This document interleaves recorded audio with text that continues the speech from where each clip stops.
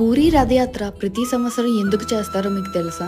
ఇంద్రద్యుమ్నుడు మొట్టమొదట పూరీ ఆలయాన్ని కట్టించారు. ఆయన భక్తికి మెచ్చిన నీలమాధవుడు వరం కోరుకోమంటాడు. అప్పుడు రాజు, స్వామి, నీ దర్శనమే మహాభాగ్యం, కానీ నాది ఒక్క కోరిక. నాకు పిల్లలు పుట్టకుండా నా వంశాన్ని నిర్వంశం చెయ్యు. ఎందుకంటే భవిష్యత్తులో ఎవ్వరూ కూడా ఈ ఆలయం నాది అని నీకు నీ భక్తులకు మధ్య రాకూడదు అని కోరుకుంటాడు. ఆ రాజు భార్య పేరే గుండీచ.